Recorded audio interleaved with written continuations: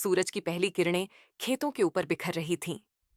गांव के कच्चे रास्तों पर हल्की धूल उड़ रही थी।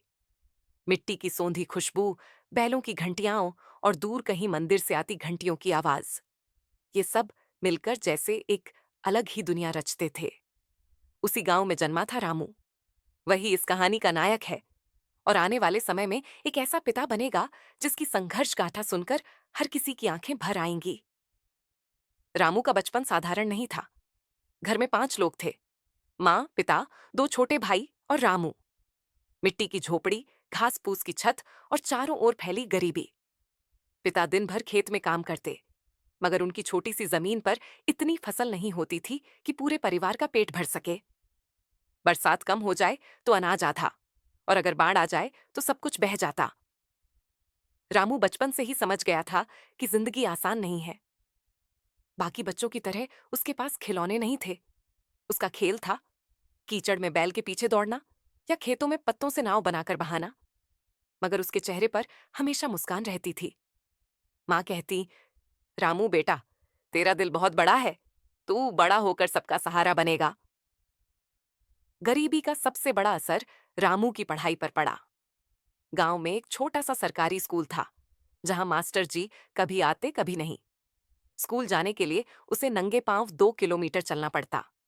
गर्मियों में धरती तपकर अंगार जैसी हो जाती और सर्दियों में ठंडी ओस पैरों को जमा देती। किताबें पुरानी थीं, कई पन्ने फटे हुए। कॉपी न होने पर वह मिट्टी पर लकड़ी से लिखकर अभ्यास करता। फिर भी रामू पढ़ाई में तेज था। उसका मन हमेशा नई चीजें जानने को करता। जब गांव में अखबार आता तो वह दूसरों से छीनकर पढ़ने की कोशिश करता। समझ न आने पर पूछता। उसके दोस्तों को अक्सर गुस्सा आता। रामू, तू क्यों इतना पढ़ाई में डूबा रहता है? हमारे तो खेत हैं, हमें पढ़ाई से क्या लेना देना? रामू बस मुस्कुराता और कहता, अगर मैं पढ़ लिख लूं तो शायद हमारे घर की हालत बदल जाए।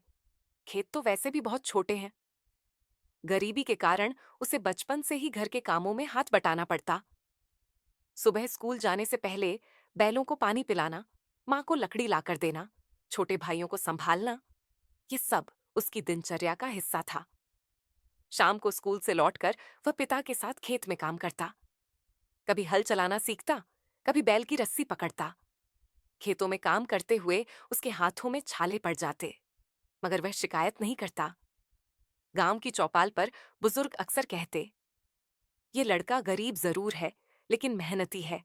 इसकी आंखों में सपने हैं। रामू का बचपन संघर्ष भरा था, लेकिन उसी ने उसके भीतर हिम्मत और धैर्य भर दिया।